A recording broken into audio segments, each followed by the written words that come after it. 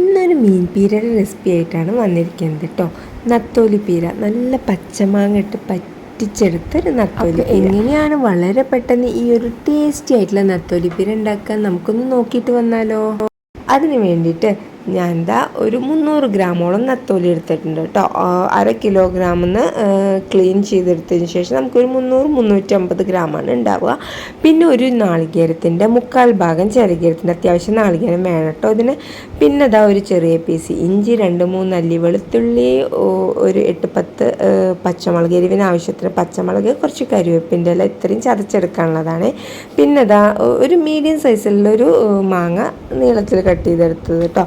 പിന്നെ ഒരു 10-12 ചെറിയ ഉള്ളി. ഇത് തീരെ ചെറുതായതുകൊണ്ടാണ് കേട്ടോ. എൻ്റെ എണ്ണം കൂടുതൽ നിങ്ങൾ വലിയ ചെറിയ ഉള്ളിയൊക്കെ ആണെങ്കിൽ ഒരു 8-10 അല്ലി എടുത്താൽ മതി. ഇതെല്ലാം കൂടി മിക്സിയുടെ ജാറിലേക്ക് ഇട്ടൊന്ന് ക്രഷ് ചെയ്തെടുക്കാം കേട്ടോ. ഒരുപാട് അരയ്ക്കൊന്നും വേണ്ട. ഇനി അതൊരു ചട്ടിയിലോട്ട് ഇട്ട് കൊടുത്തിട്ടുണ്ട്. ചട്ടിയിൽ എപ്പോഴും നാടൻ ഡിഷസൊക്കെ ചട്ടിയിൽ ഉണ്ടാക്കുമ്പോഴാണ് അതിൻ്റെ ടേസ്റ്റ്. ഇനി അതിലേക്ക് ഒരു 1/4 ടീസ്പൂൺ മഞ്ഞൾപ്പൊടി, ഒരു 1/4 ടീസ്പൂൺ മുളക് പൊടി അത്ര തന്നെ മതിയാവും കേട്ടോ. മുളക് പൊടി ഇട്ടില്ലെങ്കിലും കുഴപ്പമില്ല, നമ്മൾ പച്ചമുളക് എടുത്തിട്ടുണ്ട്. പിന്നെ ആവശ്യത്തിന് ഉപ്പ്, നമ്മൾ കട്ട് ചെയ്ത് വെച്ചിരിക്കുന്ന മാങ്ങ, ചിരകി വെച്ചിരിക്കുന്ന നാളികേരം, കുറച്ച് കരിവേപ്പിൻ്റെ ഇല, 1 ടീസ്പൂണോളം വെളിച്ചെണ്ണ, ഇത്രയും ചേർത്തതിന് ശേഷം കൈ വെച്ച് നന്നായി ഞെരടി യോജിപ്പിക്കുക കേട്ടോ. ആ നാളികേരത്തിൽ നിന്ന് ആ തേങ്ങാപ്പാലൊക്കെ ഒന്ന് ഇറങ്ങി വരണം. അതുപോലെ നന്നായിട്ട് യോജിപ്പിച്ചെടുത്തിട്ടുണ്ട്. കണ്ടില്ലേ, നിങ്ങൾക്ക് വേണമെങ്കിൽ നാളികേരം ഒന്ന് ക്രഷ് ചെയ്തെടുക്കാം. പക്ഷേ ഈ രീതിയിൽ ഉണ്ടാക്കുമ്പോഴാണ് കേട്ടോ ടേസ്റ്റ്. നാളികേരം ക്രഷ് ചെയ്യേണ്ട ഒന്നും കാര്യമില്ല, ഇതുപോലെ ഉണ്ടാക്കിയാൽ മതി. പിന്നെ അതാ നമ്മൾ കഴുകി വൃത്തിയാക്കി വെച്ചിരിക്കുന്ന നമ്മുടെ നത്തോലിയും കൂടിയും ചേർത്തിട്ട്, നത്തോലി ചേർത്ത് കഴിഞ്ഞാൽ പിന്നെ മെല്ലെ കൈ വെച്ചൊന്ന് ജസ്റ്റ് ഒന്ന് മൈൽഡായിട്ടൊന്ന് മിക്സ് ചെയ്തെടുത്താൽ മതി കേട്ടോ. അല്ലെങ്കിൽ ആ നത്തോലി പൊടിഞ്ഞു പോവും. അത് പ്രത്യേകം ശ്രദ്ധിക്കുക. നത്തോലിക്ക് കേടുപാടുകളൊന്നും വരാത്ത രീതിയിൽ ഇതൊന്ന് മസാലകളൊക്കെ എല്ലാ ഭാഗത്തും എത്തുന്ന രീതിയിൽ നമുക്കൊന്ന് മിക്സ് ചെയ്തെടുക്കാം കേട്ടോ. ഇപ്പം കണ്ടില്ലേ, നത്തോലി ഞാൻ നന്നായിട്ട് ഈ ഒരു നാളികേരത്തിൻ്റെ കൂട്ടുമായിട്ട് മിക്സ് ചെയ്തെടുത്തിട്ടുണ്ട്. ഇത്രയും തന്നെ മതിയാവും കേട്ടോ. ഇനി ഇത് നത്തോലിയിൽ നിന്ന് വെള്ളം ഇറങ്ങി വരും. എങ്കിലും ഞാനൊരു 1 ടേബിൾ സ്പൂണോളം വെള്ളം ഒഴിച്ചു കൊടുത്തിട്ടുണ്ട്. 1 ടേബിൾ സ്പൂൺ തന്നെ മതിയാവും കേട്ടോ. തീരെ അടുക്കി പിടിക്കാതിരിക്കാൻ വേണ്ടിയിട്ടാണ്. പിന്നെ കുറച്ച് കഴിയുമ്പോഴത്തേന് ഇതിന് ചെറുതായിട്ടൊക്കെ വെള്ളം ഇറങ്ങി വരും കേട്ടോ. ഇനി ഇത് ഗ്യാസിലോട്ട് വെച്ചിട്ടുണ്ട്. അടച്ച് വെച്ച് നമുക്ക് ചെറിയ തീയിലിട്ടിട്ട് ഇതൊന്ന് വേവിച്ചെടുക്കാം. കണ്ടില്ലേ, കുറച്ച് 5 മിനിറ്റ് കഴിഞ്ഞ് ഞാൻ തുറന്ന് നോക്കിയിട്ടുണ്ട്. അപ്പോൾ ചെറുതായിട്ട് ഇതിന്ന് വെള്ളമൊക്കെ വരുന്നുണ്ട് കേട്ടോ.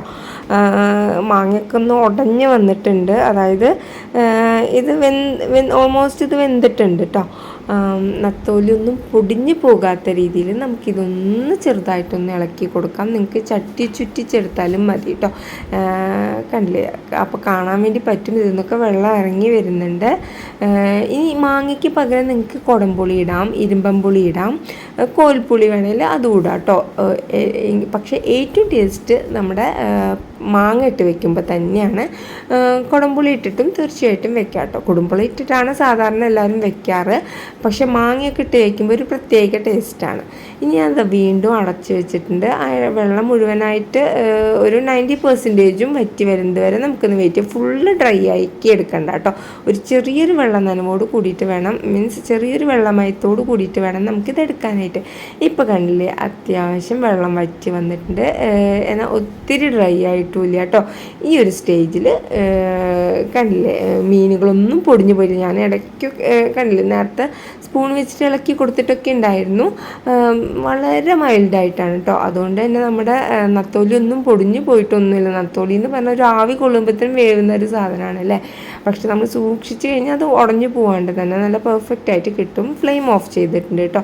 ഇനി ഈ ഒരു ടൈമിൽ നമുക്ക് ആവശ്യത്തിന് കരിവേപ്പിൻ്റെ ഇല ചേർത്ത് കൊടുക്കാം. പിന്നെ അതാ 1 ടേബിൾ സ്പൂണോളം പച്ച വെളിച്ചെണ്ണ കേട്ടോ. പച്ച വെളിച്ചെണ്ണയും ചേർത്ത് കൊടുത്തിട്ടുണ്ട്. ഇനി അത് ഈ വെളിച്ചെണ്ണയും കരിവേപ്പിൻ്റെ ഇലയും കൂടി ചേർത്തിട്ട് ഞാൻ ചെറുതായിട്ടൊന്ന് മിക്സ് ചെയ്തെടുക്കുന്നുണ്ട് കേട്ടോ. ഒരുപാട് ഹാർഡായിട്ട് മിക്സ് ചെയ്ത് കഴിഞ്ഞാൽ നത്തോലി ചമ്മന്തിയായി മാറും. അത് വേണ്ട, നമുക്ക് നത്തോലി പീരയാണ് വേണ്ടതല്ലേ. അപ്പം മെല്ലെ ഞാൻ ഇതൊന്ന് മിക്സ് ചെയ്തെടുക്കുന്നുണ്ട്.